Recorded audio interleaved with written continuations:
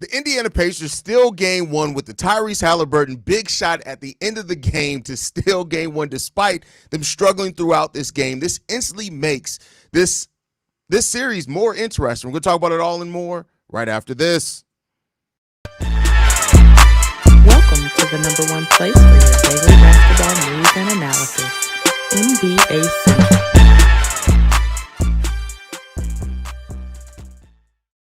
What's going on, NBA fans? Welcome to another episode of NBA Central, your number one spot for everything basketball related. And yeah, that was such a great way to open this NBA Finals and an exciting way to open it up nonetheless. A game winner. Like you got everything you could possibly want in this game, and it was unexpected. This game started off throughout most of this game. The Oklahoma City Thunder were up by double digits, despite the Indiana Pacers chipping at the lead at different points in time. The Thunder won the first two quarters of this game, and then you look at the Indiana Pacers, they won the third quarter, then they end up winning the fourth quarter by 10 points. And that's what's been the thing with this Pacers team throughout this whole entire playoffs. They just do not stop playing basketball. No matter how big the lead is, no matter how they're playing, they just keep chipping away at it. They just keep coming at you and at you and at you. And it's really difficult to put a team like this away because they just don't stop. They're so well executed, despite the turnovers that they had in this game, which 24 turnovers in this game is crazy. But even with that, there's a point in time where they had like 11, 12 turnovers. They were only down by 8 points. And so, even though the Oklahoma City Thunder were able to do and play the game of basketball the way that they like to play it, 14 steals in this game, they were not able to completely put away the Indiana Pacers. And Rick Carlisle, who's been one of the best coaches throughout this whole entire run of playoffs, just continues to just come up with a well scheme and have his team prepared, man. Listen, Tyrese Haliburton, maybe he needs to be voted most overrated player more times because the way that he stood up in this game, man, Shai Gilgeous-Alexander had 38 points in this game. 38 points. He was the only player in this game to score over 20 points. That's on either side from either team. But the Pacers, when you look at it, 19 from Pascal, 10 from Nesmith. Miles Turner with 15 points, 9 rebounds. You had Nembhard with 14. You had Tyrese Haliburton with 14. 17 from Obi Toppin coming off the bench. Like, they just kept going at it and executing the game the way that they need to. And despite the OKC Thunder getting as many turnovers they did, they shot the ball 39% from the field today and 36% from three. So their bad shooting is what also allowed the Indiana Pacers to stay in this game, and they were able to win it. This was a crazy, crazy game, and the finish to it just brought it all together. The Pacers are not a team to be taken lightly. Now, one could be said that the OKC Thunder could adjust and they can win the next 4 games in a row. But for people who are counting out this Pacers team, and even that for the casual people who are saying things like they didn't want this series, the series wasn't going to be exciting, these are two high-powered offenses that go very deep into their bench and has depth. And this was just, listen, I don't like the Pacers. I'm a Bulls fan, but I don't know how you can not be excited about this game. Everybody who sleep on these finals, keep staying asleep. Let the ball talkers, whoa, that's a wild one. Let the hoops fans get to talk hoops in this case, and let it just be what it's going to be, man. How can you not be pumped up after that game, man? Like, again, Tyrese Haliburton had 14 points, 10 rebounds, 6 assists in this game, 1 block as well. And while that wasn't like a crazy stat line at all, this is what the Pacers have been able to win games like this, and everything that the Pacers had an advantage of really showed its head today. They're a better half-court team than the Oklahoma City Thunder. That's something that helped them stay in this game. They can go just as deep into their bench, and when they need to make defensive stops, they find a way to make them. This is going to be a fun series. Again, I'm not saying how long the series is going to go, but I know this is going to be a fun series, and this was one that really put that all together. If the Thunder would have just shot the ball better, and that's the Thunder's Achilles heel, if you can catch them when they're not shooting good from the floor and you can execute your offense, we just talked about it. The Thunder shot the ball 39% as a team. The Pacers shot the ball 47% as a team. And even though the Thunder had more possessions because of the steals and the turnovers by the Indiana Pacers, the Pacers were still right there, man. It was right there. That was That was wild, man. Love to see this game. The way that they played this is just crazy, man. And you can't look at the Thunder other than the Thunder's cold shooting. Like they did just about everything that they typically did. Big game from Shai Gilgeous-Alexander. Chet Holmgren didn't have a great game at going only 2 for 9. You brought Isaiah Hartenstein off the bench to kind of balance those minutes.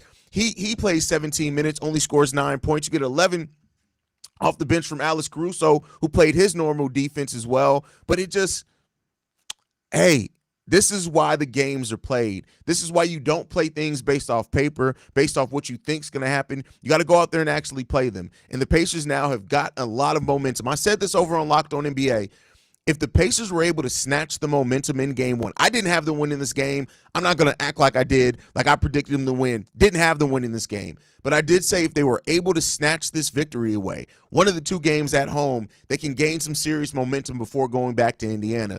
Now, you put the Thunder in a position where they got to win game 2. You cannot go back to Indy or go to Indy for the first to start off the series. You can't go to Indy down 2-0. You cannot risk a letdown. Now, the Thunder have been in this position before where they got down against the Denver Nuggets and they came out with one of their best games and blew them out in the second game. So the Thunder are going to do what they've typically done, and they respond to losses really well. But this is a Pacers team that is not going to be easy to put away. It is not going to be easy to put this Pacers team away. Even if they go on to win the next 4 games in a row, I don't expect most of those games to be easy because the way that the Pacers execute, and they just refuse to go away. They refuse to go away. They're like roaches. They refuse to die. And, that's crazy. Antonio says, is Haliburton who we think Anthony Edwards is? Listen, Tyrese Haliburton has been doing this for a long time. And he's inconsistent at times. And, of course, there's times where you want more from him and you don't get it. But, between that, like this team has won games where Haliburton scored in 14, 11 points, whatever it is. And that's just because of how well coached they are. And that just is what it is. J. Law says he's a superstar. That's some A1 shit. It was amazing, man. It was amazing. I just jumped out my seat, bro. That comeback was insane. Got to be some devil magic. Man. I don't know if I want to call it devil magic, but it definitely was something. Drip, I brought that black and yellow Bulls hat you were rocking earlier in the season. I bought it, and it's my Indy Bulls hat. That's crazy. That's funny.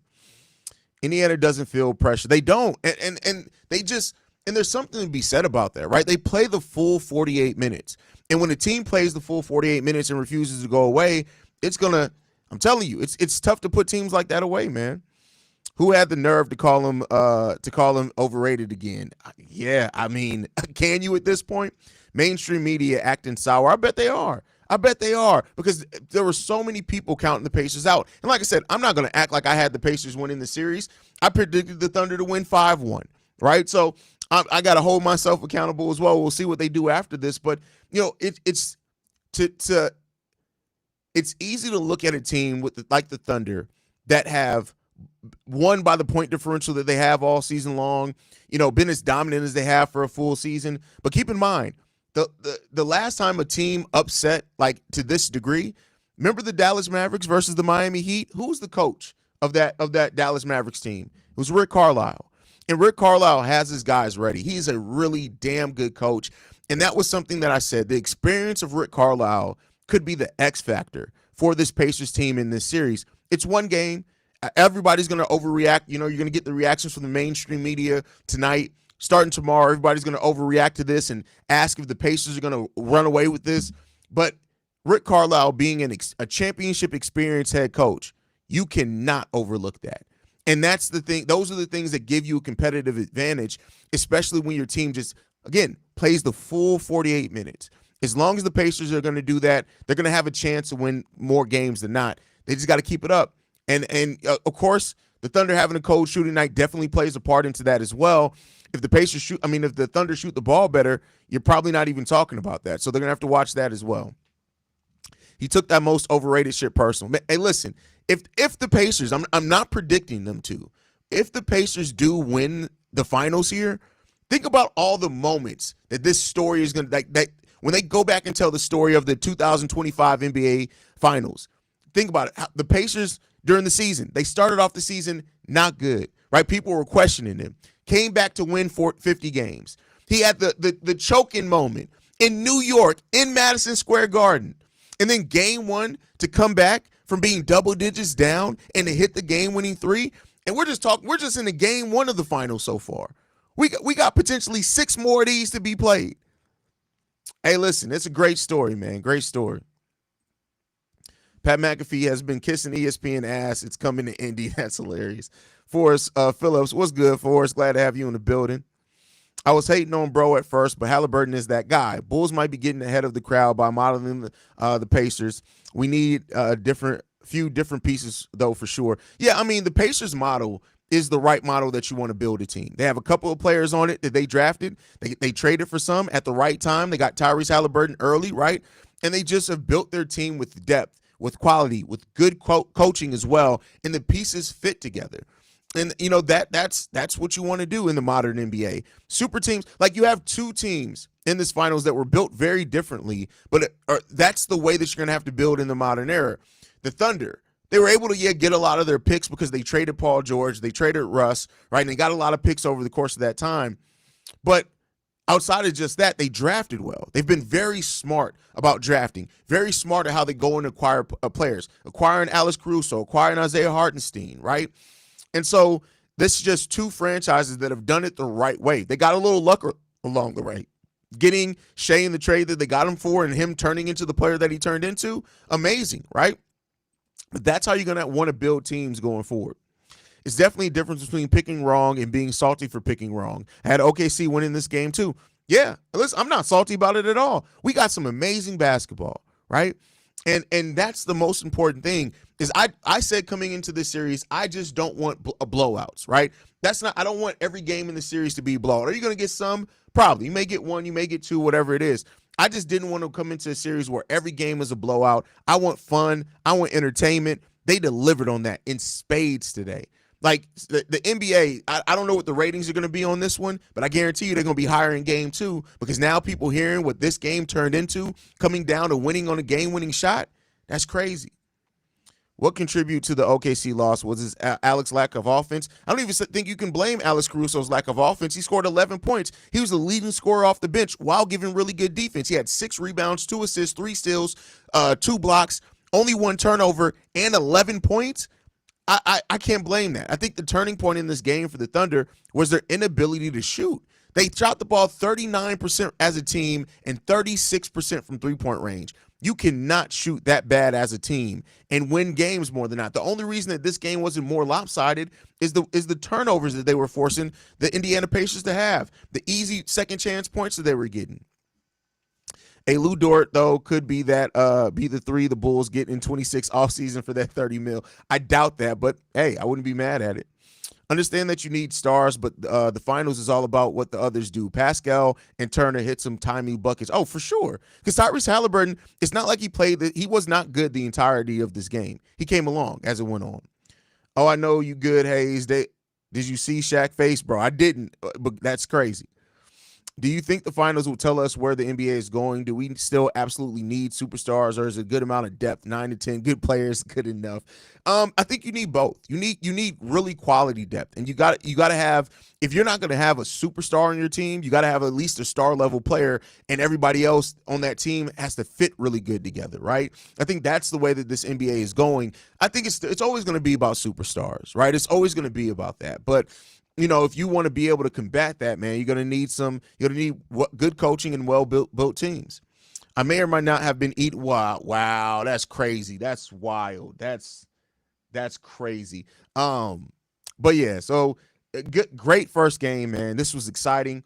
Love that it went the way that it did, to be 100% honest with you, man. That is just an amazing set of games or a game to just start off with. And like I said before, you cannot put the Pacers away.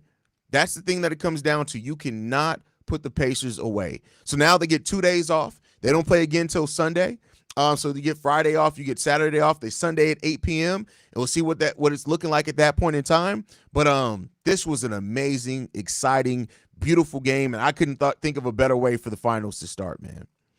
Once the Pacers embrace the mid-range game, OKC is in trouble. Well, it's difficult. I don't know if they're not embracing the mid-range game, or if it's more so it's just difficult to get to that mid-range with the perimeter defense that the OKC Thunder have. I think that may be the case, right? But we'll see. They're going to adjust. They're going to make adjustments to the adjustments. That's what the finals are. You have time in between to get things going, right? And to coach and to come up with adjustments. And that's going to be really the fun part of the series, is to see how everybody adjusts. That's what you're going to have to see, man. But yeah, that's the exciting part of all of this. So we'll see how that continues for this team. Y'all stay locked in, man. Let's see what we got here. Neither team played their best game, though. Pacers turnovers were way worse compared to their average. Yeah, because they don't turn the ball over on average.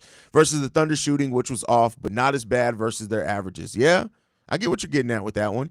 Both teams could definitely play better, and that means that we can have even better games in this series, but we shall see what happens there. But I do think the Thunder are one of those teams that they have found a way to make forced turnovers an actual game plan for them. And because of that, man, it just makes it difficult. It makes it difficult. But, all right, y'all. Thank you guys for tuning in, man. Make sure you guys are following us at NBA Central Pod. You can send us any feedback, questions, comments, concerns, NBA Central Show at gmail.com. And then lastly, if you want to leave a text message and our voicemail for the mailbag, the number to do so, 773-270-2799. We're the number one spot for everything basketball related. And I'll see you guys bright and early tomorrow. Peace, y'all.